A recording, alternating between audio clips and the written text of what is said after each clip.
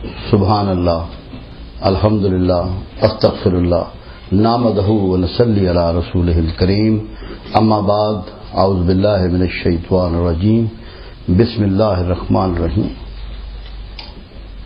میں مبارکباد دیتا ہوں قاضی اکبر صاحب کو اور ان کے ہمراہیوں کو کہ جنہوں نے صحیح معنی میں آج چکوال میں ایک گلدستہ بنا دیا ہے، مختلف پھول اکٹھے سجا دیے۔ یہ رحمت ہے، یہ برکت ہے، یہ کرم ہے، یہ انعام ہے۔ اور اللہ نے جب سب سے پہلے انسانوں پر انعام فرمایا تو یہ احسان جتلایا اپنی مخلوق پر کہ تم سب پارا پارا تھے، تمہارے دلوں میں ایک دوسرے کے لیے نفرت تھی، میں نے تم پہ احسان عظیم کیا کہ تمہارے دلوں میں الفت ڈال دی اور تمہیں اکٹھا کر دیا۔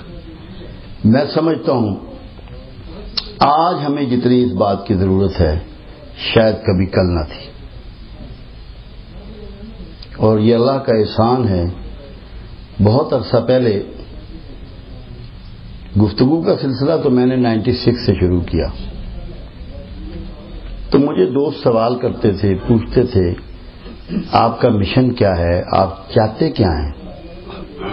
میں نے کہا میرے نزدیک جو سب سے ضروری بات ہے، جو میں دیکھ رہا ہوں، جو میں محسوس کرتا ہوں کہ امت پارا پارا ہو چکی ہے، بہت چھوٹے چھوٹے اختلافات سے ہم نے اپنے رخ بدل لیے ہیں۔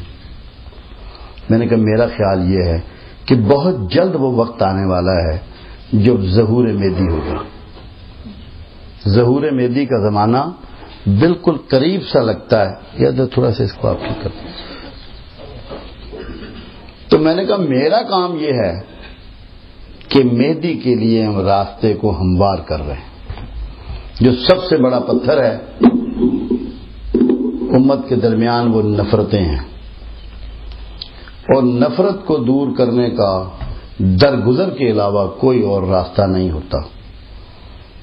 دلائل کا میدان، توجیحات کا میدان، اپنے اپنے آرگومنٹ کا میدان بہت وسیع ہوتا ہے۔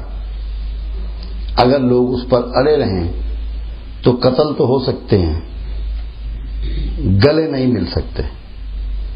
تو ایک دوسرے کے بغلگیر ہونے کے لیے، ایک دوسرے کے اندر پیوست ہو جانے کے لیے، محبتوں کے بڑھانے کے لیے صرف اور صرف راستہ درگزر کا ہوتا ہے۔ اور یہی ٹیچنگ میں پچھلے 15 سال سے وہاں دے رہا ہوں، اور اللہ رب العزت کا یہ احسان عظیم ہے کہ ہمارا ڈیرا ایک ایسی جگہ ہے، مجھے نہیں معلوم کہ ملک میں اور بھی کوئی ایسی جگہ ہے یا نہیں، جہاں تمام مکاتب فکر کے لوگ ایک ہی محبت کے ساتھ اور ایک ہی انداز میں آتے ہیں اور مل بیٹھتے ہیں۔ نمازیں بھی اکٹھے پڑھتے ہیں، کھانا بھی اکٹھے کھاتے ہیں، گفتگو بھی اکٹھی سنتے ہیں۔ کوئی کسی سے نفرت نہیں کرتا، دوسرے کا احترام کرتا ہے۔ جو چیزیں لوگوں نے اپنا لی ان کو ان کے آباء و اجداد سے مل گئیں، اپنے مکتبہ فکر کی کتابوں سے مل گئیں، نہ کسی نے چھوڑنی ہے نہ چھوڑنا چاہتا ہے، اور نہ ہماری یہ ضرورت ہے کہ وہ اپنے طریقے کو بدل لیں۔ ہم تو ہرگز یہ نہیں چاہتے۔ ہم تو یہ چاہتے ہیں ایک ہو مسلم حرم کی پاسبانی کے لیے، نیل کے ساحل سے لے کے تا خاک کے کاشگر، مسلمان ایک ہو جائے، اپنے افکار کے مطابق جیے، اس کے مطابق زندگی گزارے۔ میرے پاس ایک شدت پسند ایک دن آئے اور کچھ گروہوں کو دوزخ کی خبر سنا رہے تھے۔ میں نے ان سے ایک بات کہی، میں نے کہا جن کے تم ماننے والے ہو، شاہ ولی اللہ محدث دہلوی، وہ 5 سال حرم مکہ میں رہے، 5 سال حرم مدینہ میں رہے، اور ان کی ایک کتاب ہے بڑی مشہور تاریخی بات ہے، فیوز الحرمین، کتاب کا نام ہے فیوز الحرمین۔ تو خود رقم تراز ہیں، خود لکھ رہے ہیں کہ جب مجھے بارہا رسول اللہ صلی اللہ علیہ وسلم کی زیارت نصیب ہوئی تو ایک دن میں نے جسارت کی اور اللہ کے حبیب صلی اللہ علیہ وسلم سے پوچھ لیا کہ یا رسول اللہ صلی اللہ علیہ وسلم کون سا مسلک والے جنت میں جائیں گے؟ یہ کتاب ریکارڈ پر موجود ہے، ہوائی بات میں نہیں کیا کرتا۔ تو آپ مسکرائے اور سرکار نے جواب دیا جنت کا مسلکوں سے کوئی تعلق نہیں، جنت کا مسلک سے کوئی تعلق نہیں ہے۔ خدا کرے کہ یہ بات ہماری سمجھ میں آ جائے اور ہم احترام شروع کر دیں، محبت شروع کر دیں، درگزر شروع کر دیں۔ یہ بات تو کیونکہ یہاں کے ماحول کی نسبت سے مجھے بہت خوشی ہے کہ یہاں بہت ہی پیارے انداز میں دوست اکٹھے ہوئے ہیں۔ آج کی گفتگو کا جو موضوع تھا وہ مقصد حیات ہے۔ یہ ہم نے طے نہیں کیا، ایک تو ہم اپنی مرضی سے نہیں آئے کہ ہم اپنا مقصد حیات خود طے کر لیں، جس نے بھیجا اس نے ہمارا مقصد حیات بھی طے کیا ہے۔ ہم تو خود نہیں کر سکتے، ہماری تو حیثیت ہی نہیں ہے، مخلوق کے پاس تو یہ طاقت ہی نہیں ہے۔ تو جس نے بھیجا اس نے ہمارا مقصد حیات طے کر دیا کہ میں نے تمام جن و انس کو پیدا کیا اپنی عبادت کے لیے۔ تو اب یہاں ہماری گوٹ بڑی پھنسی ہوئی ہے۔ خود پروردگار عالم اسی قرآن میں کہہ رہا ہے، جس قرآن کی یہ آیت ہے کہ وہ لوگ جو میری آیتوں پر بغیر سوچے سمجھے گرتے ہیں بدترین جانور ہیں۔ جو بغیر غور و فکر کا اللہ کی آیات پر ڈولتا ہے، ان پہ گرتا ہے، ان کو دیکھتا ہے، ان کو پڑھتا ہے، رب العزت کہتا ہے یہ بدترین جانور ہیں۔ جانوروں میں بھی بدترین شکل ہمیں قرار دیا۔ تو ہمیں یہ سوچنا پڑے گا کہ ہم عبادت کے قابل اس دن ہوں گے اور عبادت کی اہلیت اس وقت پائیں گے جب انسانوں میں شمار ہوگا۔ جب تک ہمارا شمار انسانوں میں نہیں ہوگا اور اللہ کے نزدیک جس کی ہم نے عبادت کرنی ہے تو ہم عبادت کے قابل نہیں ہیں۔ تو سب سے پہلے ہمیں جانوروں کی صف سے نکل کے انسانوں کی صف میں شامل ہونا ہے تاکہ ہم عبادت کر پائیں۔ اب اس کے لیے ہمیں کیا کرنا پڑے گا؟ آپ کبھی غور کریں، اگر میرے جیسا انسان اگلے دونوں ہاتھ زمین پہ ٹکا دے تو ریچھ ہی معلوم ہوگا۔ اسی کی طرح سبزی، دالیں، روٹی، آٹا، گوشت، مچھلی سب ہم کھاتے ہیں، ویسے ہی بچے دیتے ہیں، ویسے ہی سوتے ہیں، ویسے ہی سردی گرمی کا احساس ہوتا ہے، اپنی مامتا ہوتی ہے، اپنے بچوں کو پالتے ہیں، اپنا حفاظت بھی کرتے ہیں۔ جس کو اگر بہت آسان لفظوں میں کہا جائے تو جانوروں میں ہم سب میں جو جبلتیں ہیں ان کی بنیاد سیکس اور سروائیول میں ہے، وہ ہم میں اور دیگر جانوروں میں برابر ہے۔ تو جب تک ہم جبلتوں کے اندر زندہ ہیں اور جبلتوں کے تحت زندگی گزار رہے ہیں کہ کھانا، پینا، سونا، بچے پیدا کرنا، بچوں کی پرورش کرنا، تب تک ہم جانور ہیں۔ جانوروں سے نکلنے کے لیے ہمیں دو بنیادی کام کرنے پڑیں گے، تب انسانوں کی صف میں شامل ہوں گے اور انسانوں کی صف میں شامل ہوں گے تو عبادت کی اہلیت ہمیں حاصل ہوگی۔ پہلی یہ، کیا جانور کو اجتماعی کام کرتے ہیں؟ کیا کسی دوسرے کے لیے سوچتے ہیں؟ کیا اپنی کوئی انرجی دوسرے کے لیے صرف کرتے ہیں؟ تو سب سے پہلے ہمیں اپنے سیلف سے نکلنا ہوگا۔ جو آپ بچوں کے لیے کرتے ہیں یہ مامتا کا تقاضا ہے، یہ جانور بھی کرتے ہیں۔ آپ کو دوسروں کے لیے کچھ نہ کچھ کرنا پڑے گا، کوئی اجتماعی سوچ اپنانی پڑے گی، اس کے بغیر آپ جانوروں کی لسٹ میں ہی رہیں گے۔ یہ بنیادی بات ہے جس کو کہتے ہیں ڈی سیلف ہونا۔ آپ کو اپنے سیلف کو نگیٹ کر کے دوسروں کے لیے کوئی نہ کوئی خدمت کا کام کرنا پڑے گا، دوسروں کے لیے کوئی نہ کوئی خدمت کا کام کرنا پڑے گا۔ معاشرے کی سدھار کا کام کرنا پڑے گا، انسانیت کی سدھار کا کام کرنا پڑے گا، اس کے بعد آپ جانوروں سے باہر ہوں گے۔ دوسری چیز، جیسا کہ پروردگار عالم نے فرمایا کہ جو غور و فکر نہیں کرتے، آپ کو غور و فکر کی عادت کو اپنانا پڑے گا، کیونکہ انسان غور و فکر کے بغیر ارتقائی عمل سے نہیں گزر سکتا۔ اللہ رب العزت نے جب آپ کو جانوروں سے ممتاز کیا تو یہ اہلیت بھی عطا فرمائی کہ آپ کو غور و فکر کی عادت دی تاکہ آپ ارتقائی عمل سے گزر سکیں۔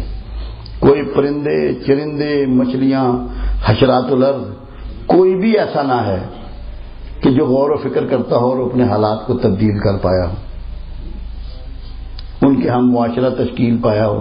بہت سے جانور خاندانی شکل میں رہتے ہیں مگر معاشرہ نہیں ہے ان کے ہاں۔ تو غور و فکر آپ کو جانوروں سے باہر نکالتا ہے۔ تیسری چیز ہے خیر و شر میں تمیز، اچھائی اور برائی کی تمیز آپ کو جانوروں سے جدا کرتی ہے۔ تو یہ تین بنیادی چیزیں جب آپ حاصل کر لیں گے، ان کو اپنا لیں گے، تو تب آپ انسانوں میں شمار ہوں گے۔ انسانوں میں شمار ہوں گے تو اب آپ پر عبادت اللہ تعالیٰ نے فرض کر دی کہ آپ کی پیدائش کا مقصد اس کے بعد شروع ہوگا۔ اب یہ عبد کا جو لفظ ہے، عابدون کا جو لفظ ہے، اس کا تعلق کیونکہ عربی سے ہے، اس کو ہمیں تھوڑا سا سمجھنا پڑے گا۔ جب تک کہ وہ لفظ اور اس کا مفہوم ہم صحیح معنوں میں نہ سمجھیں، یہ مشکل ہے کہ ہم عبادت کو سمجھ پائیں۔ زر خلید جو انسان ہوتا تھا عرب میں، خریدا ہوا انسان جس کو غلام کہتے تھے، اس کو عبد کہتے تھے۔ عبد ہوتا تھا وہ جس کو خرید لیا گیا ہو، خریدا ہوا۔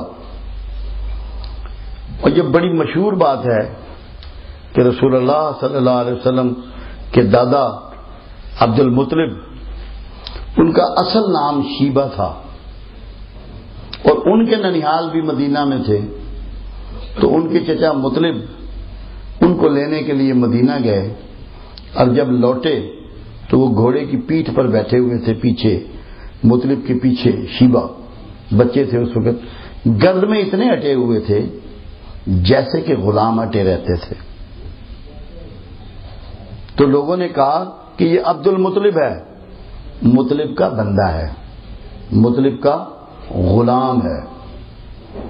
تو عبد کہتے ہیں غلام کو، خریدے ہوئے کو، زر خرید کو۔ اب سوچنے کی بات ہے، اور یہیں سے عبادت شروع ہوتی ہے۔ جو خریدا ہوا غلام ہے، جو کسی کا بندہ ہے، کیا اس کی کوئی ول ہے؟ کیا اس کی کوئی رائے ہوتی ہے؟ یا صرف مالک کا ہی سب کچھ ہوتا ہے؟ کوئی سوچ سکتا ہے؟ کبھی عرب کے معاشرے میں جھانکیے پیچھے، یا اور دیگر معاشروں میں جہاں غلام موجود تھے، کیا غلام کے پاس یہ تصور ہو سکتا ہے کہ اس کی اپنی کوئی ذاتی رائے ہو، کوئی ذاتی پسند ہو، ذاتی خواہش ہو؟ جہاں سے عبدیت کا تصور شروع ہوتا ہے۔ اب عبدیت یہ ہے جو مالک کھانے کو دے دے،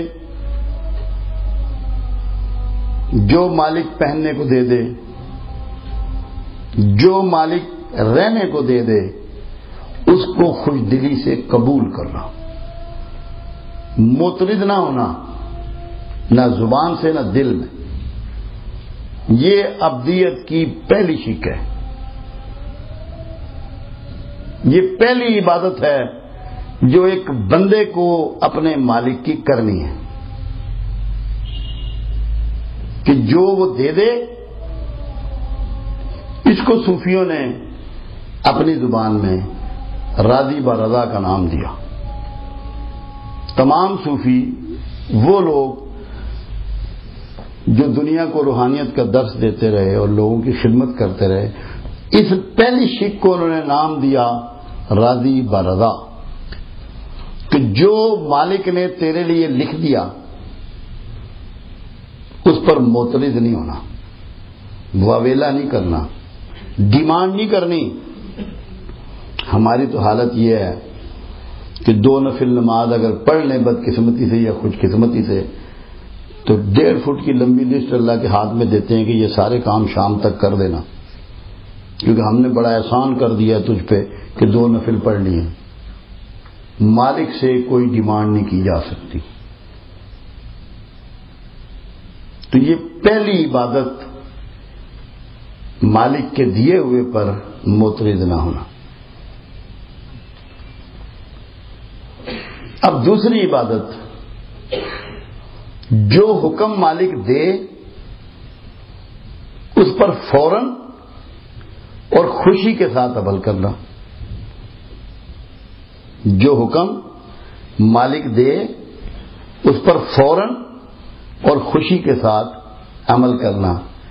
یہاں ایک اتنی حسین بات ہے جو بلال بن رباح نے کہی، جن کو المعروف بلال حبشی رضی اللہ تعالیٰ عنہ، مگر کیونکہ محترم بات یہ ہوتی ہے کہ جو عرب کا طریقہ ہے کہ باپ کے نام کے ساتھ پکارا جاتا ہے، تو سب سے بڑھیا بات یہ ہے کہ بلال بن رباح رضی اللہ تعالیٰ عنہ کے حوالے سے ان کو پکارا جائے۔ انہوں نے غلامی میں کمال کیا۔ جب امیہ بن خلف کے غلام تھے تب بھی کمال تھا، اور جب آقا دو جہاں کے غلام ٹھہرے تب بھی کمال تھا۔ غلامی کو سمجھ پائے وہ، اور جو 2 لفظ غلامی کے لیے بلال نے استعمال کر دیے، میں سمجھتا ہوں رہتی دنیا تک شاید اس سے خوبصورت اور کوئی لفظ ادا نہ کر پائے۔ وہ 2 لفظ کیا ہیں؟ غلام ہر وقت چوکنا ہوتا ہے، غلام ہر وقت چوکنا ہوتا ہے، اس کے کان مالک کی آواز پر اور اس کی آنکھیں مالک کے اشارے پہ ہوتی ہیں، کہ جو اس کی سماعت کے ذریعے اس کو پیغام ملے اس پہ فوراً عمل کر گزرے،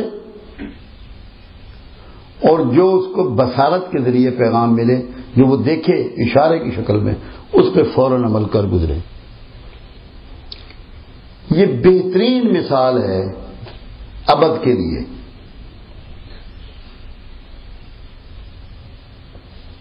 کہ اگر اس کو جو بھی حکم دیا جائے وہ اشارتاً دیا جائے، بآواز بلند دیا جائے، کسی بھی ذریعے سے اس کو جب مالک کا حکم پہنچ جائے اس میں کوئی لیت و لال نہ ہو۔ یہ بنیاد ہے بندگی کی، اور اس کے باوجود بشری خامیاں، کمزوریاں انسان میں موجود ہوتی ہیں۔ بہت ممکن ہے اس سے کچھ کوتاہی سرزد ہو جائے، کوئی غلطی ہو جائے، تو اس کا راستہ بھی دے دیا کہ فوراً معافی مانگ لے، فوراً معافی مانگ لے، اس میں بھی تساہل نہ کرے۔ اور آپ کو یہ بات سمجھانے کے لیے خود رسالت مآب صلی اللہ علیہ وسلم کا فرمان مبارک موجود ہے کہ میں دن میں 70 بار استغفار کرتا ہوں، جبکہ وہ تو معصوم سے، غلطی کا کوئی احتمال ہی نہیں تھا، کچھ سوچا بھی نہیں جا سکتا، اس کے باوجود اظہار عبودیت کے لیے 70 بار معافی مانگتے۔ تو جب تک ہم اس عبودیت میں داخل نہ ہوں کہ ہمارے نزدیک اپنی کوئی خواہش نہ ہو، اپنا کچھ ارادہ نہ ہو، اپنی کچھ ڈیمانڈ نہ ہو، اتنی دیر صحیح معنوں میں ہم عبودیت پر قائم نہیں ہو سکتے۔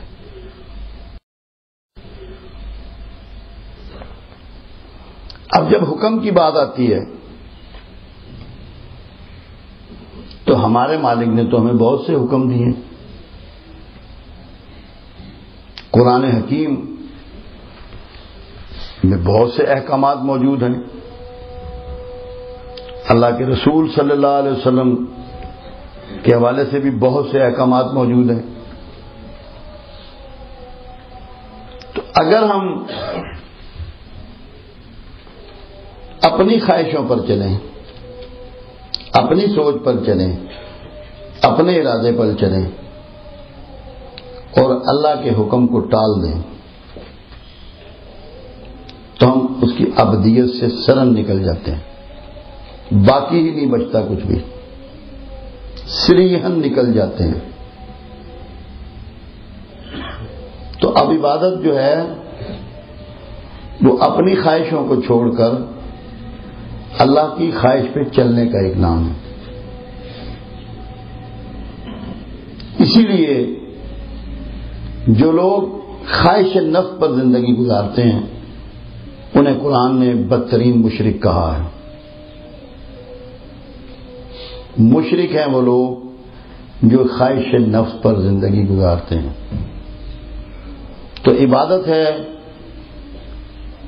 اللہ کی چاہت پر زندگی گزارنا، اللہ کی خواہش پر زندگی گزارنا، اللہ کی فرما برداری میں زندگی گزارنا. کوئی ایک قسم نہیں ہے اس کی. اب یہاں سے ایک پھیلاؤ جو ہے وہ شروع ہو جاتا ہے. یہ بات آپ کو سمجھانے کے لیے پروردگار عالم نے مختلف حقوق رکھے. سب سے پہلا حق اللہ رب العزت کا اپنا، کہ تم مجھے لا شریک مانو گے، مالک کل مانو گے، خالق واحد مانو گے. اگر آپ یہ نہیں کرتے تو آپ اللہ کا حق ادا نہیں کر رہے. جب آپ اللہ کا حق ادا نہیں کر رہے آپ اپنی عبادت سے محروم ہو گئے، نکل گئے. دوسرا حق رسول اللہ صلی اللہ علیہ وسلم، کیا آپ ان پہ ایمان لاؤ گے، میرا سچا اور آخری رسول مانو گے، جو یہ کتاب لایا اس کتاب کو مانو گے، اس کی اطاعت کرو گے، اس کی پیروی کرو گے، اس کی تقدیس و احترام کرو گے، اس سے محبت کرو گے. یہ دوسرا حق. اب یہ سارے عبادت کے شعبے ہیں. اگر آپ یہ نہ کریں اور 24 گھنٹے سجدے میں پڑے رہیں تو آپ کی عبادت نہیں ہے.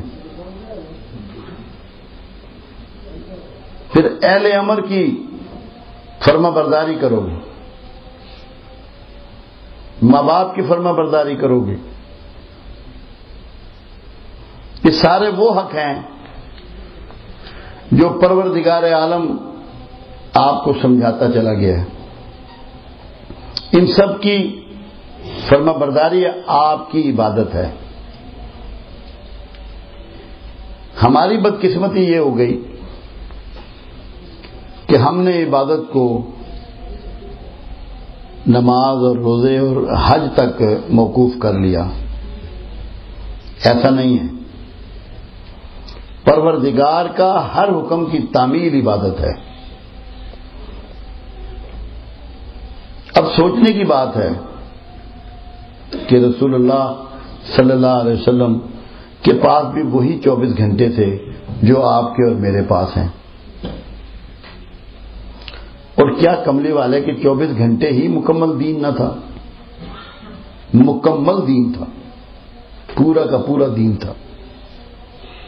تو ہم ان کی زندگی میں سے 1.25 گھنٹہ اپنا لیتے ہیں اور باقی ان کی زندگی جو ہے 22 گھنٹے کس کو چھوڑ دیتے ہیں. تو رسول اللہ کی پوری 24 گھنٹے کی زندگی کے شیڈول کو سامنے رکھ کر اپنی زندگی کے کاموں کو ترتیب دینا عبادت ہے. صرف 1.5 گھنٹہ یا 2 گھنٹے ان کے مطابق گزارنے کا نام عبادت نہیں ہے.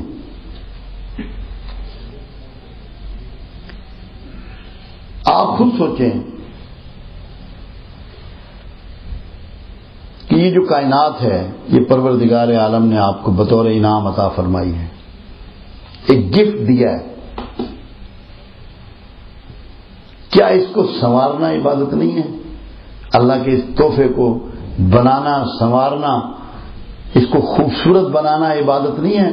کہ جو گفٹ اللہ نے آپ کو دیا ہے، بجائے اس کے کہ آپ اس کا حلیہ بگاڑ دیں، آپ اس کو سنواریں، اس دنیا کو خوبصورت بنائیں، پتہ لگے کہ یہ کوئی اللہ کے ماننے والے یہاں رہتے ہیں. یہ بھی عبادت ہے. میں میرپور گیا تو جوڈیشری کے کچھ لوگوں نے مجھے وہاں بلایا تھا. میں نے ان سے ایک ایسی بات کی جو ذرا تھوڑی سی مشکل سی تھی، بھاری سی تھی. جج صاحبان تھے ان کے، سپریم کورٹ کے، ہائی کورٹ کے، دوسرے.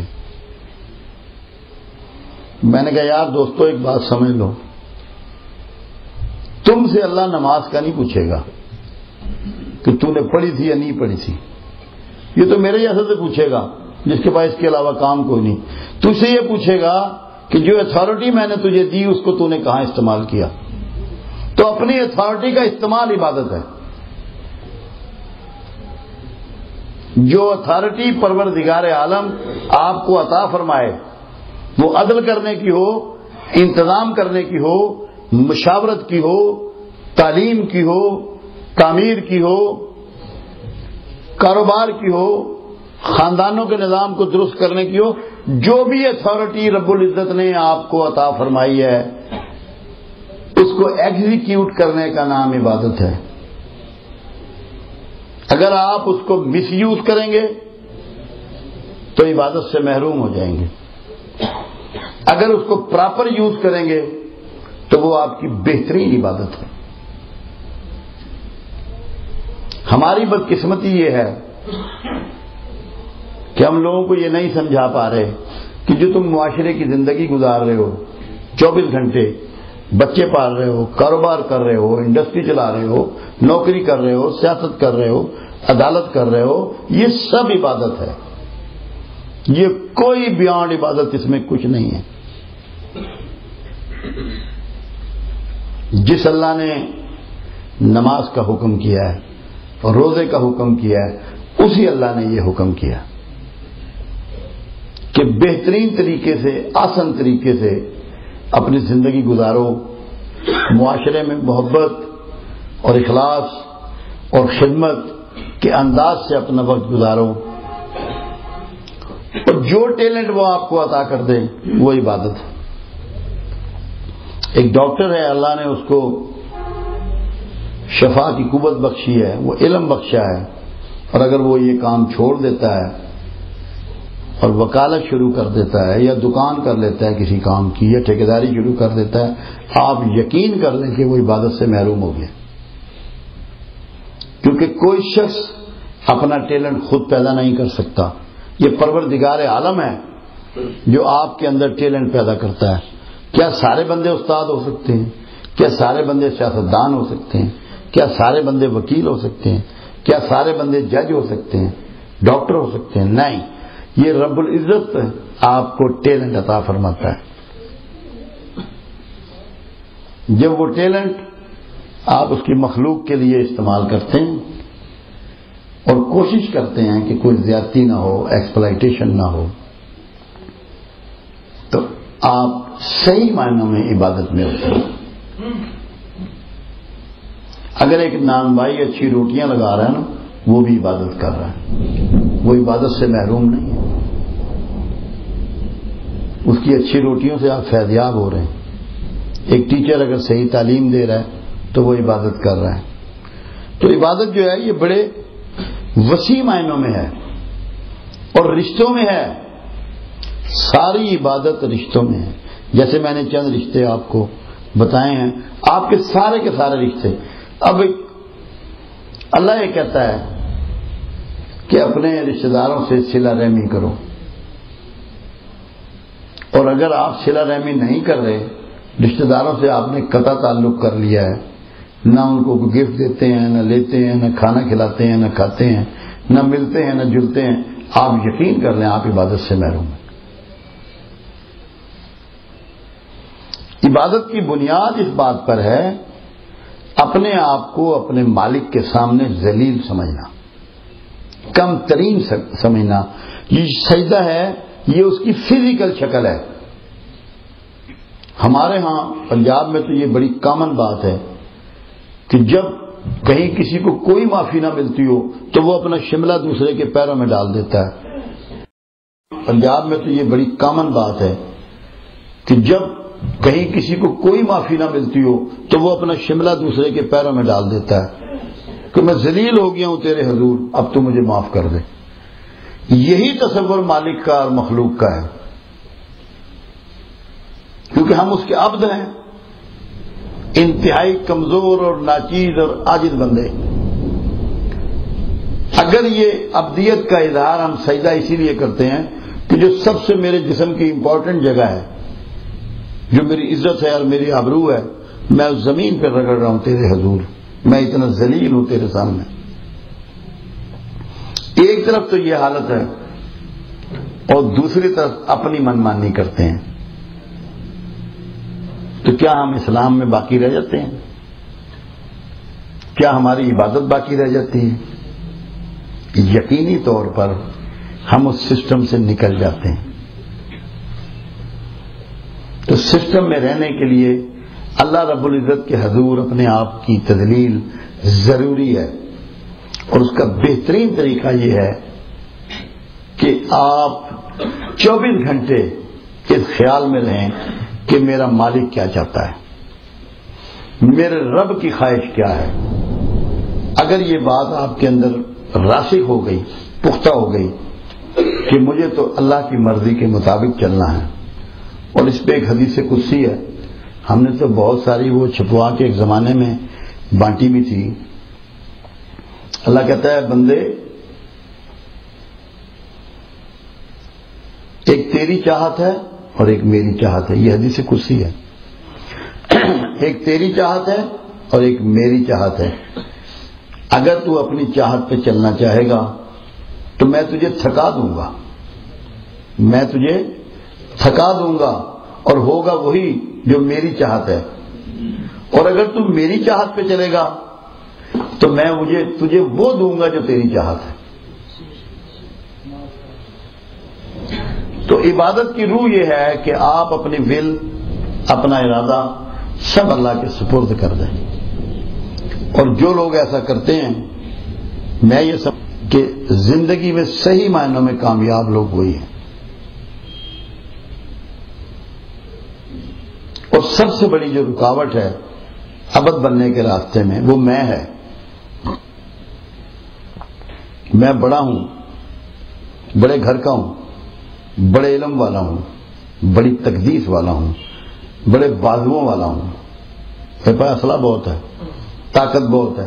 یہ جو زوم ہے نا، یہ انسان کو اللہ رسول سے بہت دور کر دیتا ہے، اور اتنا دور کر دیتا ہے کہ اسی کے بعد ایک سٹیج آتی ہے کہ انسان فرعون ہونے تک پہنچ جاتا ہے۔ فرعونیت کے جذبے اس کے اندر اود کر آتے ہیں، اور یہاں تک کہ پھر اس کو آج ہو یا 3300 سال پہلے کی بات ہو، غرق ہونا ہی پڑتا ہے۔ تو جو اس غرق ہونے سے بچنا چاہے، اپنے آپ کو محفوظ کرنا چاہے اور بہترین زندگی گزارتے ہوئے، کچھ ایسا نہیں ہے، نہ آپ کو پہاڑوں میں جا کے بیٹھنا ہے، نہ مسجدوں کے حجروں میں جا کے بیٹھنا ہے، نہ تسبیحیں لے کے گھروں میں اندر گھس کے بیٹھ رہنا ہے۔ سوسائٹی میں سارے کام جو آپ خوشندی پروردگار کے لیے کریں گے، اپنے اللہ کو راضی کرنے کے لیے کریں گے، وہ سارے کے سارے عبادت ہیں۔ فنکشن کچھ بھی ہو سکتا ہے آپ کا، مگر اس میں ارادہ آپ کا یہ ہو کہ مجھے اللہ کا حکم ماننا ہے اور اللہ کے مخلوق کی بھی خدمت کرنی ہے، تو اللہ کے لیے۔ میں آج وہاں 15 سال سے لوگوں کا علاج کرتا ہوں، کوئی معالج نہیں ہوں، کوئی میری ٹریننگ نہیں ہے، کچھ میں نے سیکھا نہیں ہے۔ میں تو مسلم بینک میں ہوتا تھا، تو یہ سب کچھ اچانک ہوا۔ اور کم از کم بھی اللہ تعالیٰ جھوٹ نہ بلوائے 6 لاکھ سے اوپر لوگوں کا علاج میں کر چکا ہوں. جو اللہ کے ذکر ہوتا ہے اور کچھ کھانے پینے کی چیزیں. دوائی میں دے نہیں سکتا کیونکہ میں ڈاکٹر یا حکیم یا ہومیوپیتھ نہیں ہوں، کیونکہ دوائی دینے کے لیے آدمی کا مستند ہونا ضروری ہے کہ اس نے کسی ادارے سے کوئی سند حاصل کی ہو. تو میں نے تو کوئی سند حاصل نہیں کی. مگر ایک بات مجھے بالکل کنفرم ہے، نہ کبھی اس میں اطمینان آیا، نہ وہم آیا، نہ وسوسہ آیا. میں اپنی ذات کے لیے کچھ نہیں کرتا، نہ کبھی پیسوں کا لالچ آیا، نہ اس بات کا کہ بڑی شہرت ہو جائے، بڑا نام ہو جائے. اگر کبھی آپ کا وہاں آنا ہو، آپ دیکھیں گے پوری عمارت میں خاصی بڑی عمارت ہے، خاصی بڑا ادارہ ہے، میرا نام تک بھی باخدا کہیں لکھا ہوا نہیں ہے. کیونکہ ذہن میں ایک بات پختہ ہے کہ میں نے اللہ کو راضی کرنا ہے. تو اللہ کو راضی کرنا عبادت ہے، مخلوق کو راضی نہیں کرنا، مخلوق کی سیوا کرنی ہے. ایک شخص ایک دن آیا اور مجھے کہنے لگا اللہ آپ کو اس کی جزا دے. اور میں نے کہا یار جزا تو اجرت کو کہتے ہیں، میں کیا کر رہا ہوں جس کی اجرت اللہ مجھے دے گا؟ یہ جسم میرا، اس کا دل، دماغ، آنکھیں، یہ دیا ہوا ٹیلنٹ، یہ وقت کے لمحات، یہ سب اس کے. میں تو صرف اس سے معافی چاہتا ہوں، میری تو انویسٹمنٹ ہی کوئی نہیں. تو جو اللہ نے آپ کو دیا ہوا ہے، سب سے قیمتی چیز جو اللہ نے آپ کو دی ہے وہ ٹائم ہے. وہ آپ چاہے کاروبار میں لگائیں، میوزک سننے میں لگائیں، اللہ تعالی میں لگائیں، لوگوں کی خدمت میں لگائیں، قوم و ملت کی رہبری کے لیے، کسی ڈیولپمنٹ کے لیے لگائیں، کسی سائنس کے کام میں لگائیں، کسی پروڈکشن کے کام میں لگائیں، وہ سب عبادت ہے. ٹائم آپ کو اس نے دیا ہے، اس ٹائم کو for betterment of humanity, for sake of God استعمال کرنا عبادت ہے. عبادت کے اور بھی بہت سے زمرے. خود پروردگار نے اپنا ایک نام رکھا، رب العالمین. رب العالمین تو جو رب العالمینی کا جو سلسلہ ہے وہ کیا ہے؟ وہ رزق دیتا ہے، صحت دیتا ہے، علم دیتا ہے. عالمین کا رب ہے، سب کو دیتا ہے. یہ 3 چیزیں آپ بھی بانٹنی شروع کر دیں، اللہ کے کام میں اس کے ساتھ شامل ہو جائیں، اللہ کے ساتھ تعاون کرنے والے ہو جائیں. بہت بڑی عبادت ہے. رزق ہے، رزق بانٹیں. علم ہے، علم بانٹیں. شفا کا علم ہے، شفا بانٹیں. تو یہ بہت بڑی عبادت ہے. اور ایک سلسلہ رحمت للعالمین کا بھی ہے. تو رحمت للعالمین کیا بانٹ رہے ہیں؟ محبت بانٹ رہے ہیں، درگزر بانٹ رہے ہیں، معافی بانٹ رہے ہیں. تو آپ اس میں بھی شامل ہو جائیں، لوگوں سے محبت شروع کر دیں، اس کے جانداروں سے محبت شروع کر دیں، اس کے جانوروں سے محبت شروع کر دیں، اس کے پودوں سے محبت شروع کر دیں، اس کے پہاڑوں سے محبت شروع کر دیں، اس کے بندوں سے محبت شروع کر دیں. اور جو آپ سے زیادتی کر بیٹھے اس کو معاف کر دیں. تو سلسلہ رحمت العالمینی میں بھی آپ شامل ہو جائیں. کوئی یہ لمبے چوڑے کام نہیں ہے جو میں آپ کو بتا رہا ہوں، یہ روٹین میں ہے. صرف ایک سوچ اور گیان کو ادھر لے کے جانا ہے. یہ بالکل روز کے میٹرز ہیں، آپ کو کوئی خاص کام نہیں کرنا پڑے گا.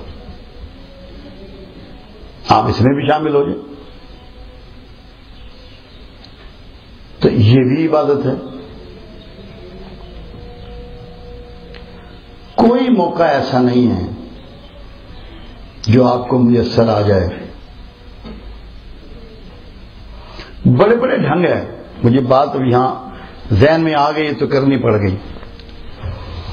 جنید بغداد سید الطائفہ انہیں اولیاء کا کہتے ہیں، ولی اللہ کے سید الطائفہ ہیں، کہ سردار ہیں. تو ولایت پہ فائز کیسے ہوئے؟ میں آپ کو بتا رہا ہوں، یہ سب عبادت کی شکلیں ہیں. پہلوانی کرتے تھے، سرکاری پہلوان تھے، تو ایک بڑے نحیف سے شخص نے چیلنج کر دیا. وہ چیلنج کرنے کے اس زمانے میں 50,000 تھے کہ جو جنید کو ڈھائے گا اس کو 50,000 ملے گا. 50,000 روپے اس کو دیے جائیں گے. اب جس نے چیلنج کیا وہ بڑا نحیف سا شخص تھا, فن پہلوانی سے اتنا آشنا بھی نہ تھا. تو جب میدان میں پہنچے تو جنید کے کان میں اس نے کہا کہ میں اولاد رسول ہوں اور میں نے بیٹیاں بھی آنی ہیں. جنید نے کہا میں نے سن لیا. جنید نے ڈھنگ سے شکست کھائی. 50,000 اس سید کو ملے اور جنید کو ولایت مل گئی. یہ بھی عبادت کا ایک انداز ہے. وہ 50,000 لے گیا, جنید ولایت لے گیا. تو محبت جنید ولایت لے گیا. تو محبتوں کے انداز ہیں, یہ عبادت ہے. جہاں رب العزت نے نمازیں اور روزے اور حج اور زکوٰۃ و عمرہ آپ کے لیے عبادت ٹھہرائی ہے, ایک ایک لمحہ آپ کا عبادت ہے اگر فرما برداری خداوند میں ہو. اگر فرما برداری کے علاوہ ہے تو آپ ہر چیز سے محروم. ذرا ایک لمحے کو سوچئے, رئیس المنافقین عبداللہ بن ابی اگلی صف میں سرکار کے پیچھے نمازیں پڑھتا تھا, پہلی صف میں کھڑا ہوتا تھا. اس کے گروہ کے لوگ بھی اسی صف میں کھڑے ہوتے تھے. جب آقا نماز ادا فرماتے, امامت فرماتے, تو پہلی صف میں عبداللہ بن ابی اور اس کے ساتھی ہوتے تھے, مگر رئیس المنافقین ٹھہرا. کیا وجہ؟ جب اللہ کے رسول کے ساتھ کندھا جوڑنے کا موقع آیا تو اس کو اپنی پکی ہوئی کھجوریں یاد آ گئیں. تبوک میں حملہ نہ گیا تو منافق ہو گیا. رئیس المنافقین کا خطاب اس نے پایا. نمازیں اگلی صف میں پڑھ رہا تھا. تو نمازوں کو سنبھالنا, ان کی حفاظت کرنا بھی عبادت ہے, اور ان کی حفاظت تبھی ہوگی کہ جو فرما برداری اور جو محبت اور جس کے تقاضے رسول اللہ صلی اللہ علیہ وسلم سے پورا کرنے کے ہیں آپ ان کو پورا کریں گے. اسی لیے اللہ کے حبیب صلی اللہ علیہ وسلم کا فرمان مبارک ہے کہ تمہارا ایمان مکمل نہیں ہوتا اس وقت تک جب تک کہ تم کو مجھ سے اتنی محبت نہ ہو جائے کہ مال جان اولاد سے زیادہ.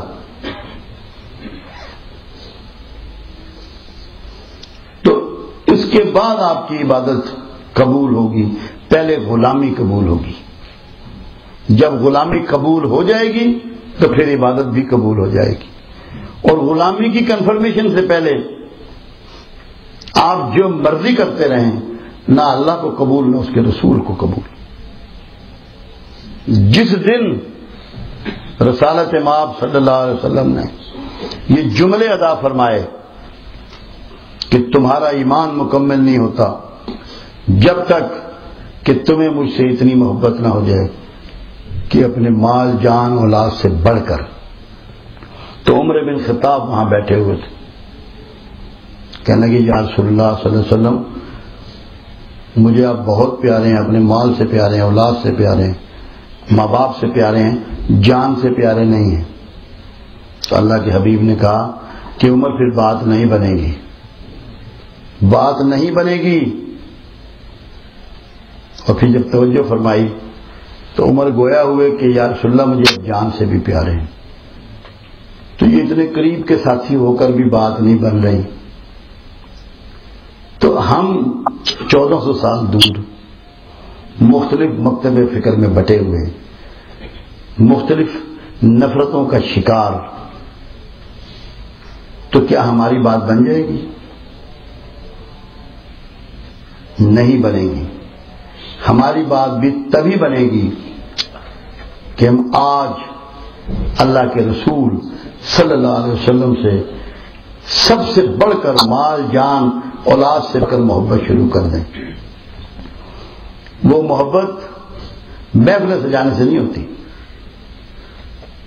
جو اس میں سب سے پہلی بات ہے، جو آپ کی عبادت کا سب سے بنیادی نقطہ ہے، کہ آپ کو جب یہ معلوم ہو کہ یہ کلمہ گوئے رسول ہے، اس کے سینے میں کندھا ہے لا الہ الا اللہ محمد رسول اللہ، تو آپ پر اس کا احترام فرض ہو جائے، اس کا احترام فرض ہو جائے، واجب ہو جائے آپ کا اس کا احترام، کہ جس کے سینے میں کملی والے کا نام کندھا ہے. اس بات کا پہلا ثبوت ہوگا کہ آپ کو اللہ کے رسول سے محبت ہے. میں اس کی بہت چھوٹی سی مثال ایک دیا کرتا ہوں کہ ایک شخص سڑک سے گزر رہا ہے، ایک کاغذ کا ٹکڑا پڑا ہے، اس پر لکھا ہوا ہے لا الہ الا اللہ محمد رسول اللہ. وہ کاغذ کے ٹکڑے کو فوراً اٹھائے گا، چومے گا، یا جیب میں رکھ لے گا، یا کسی اونچی جگہ رکھ دے گا.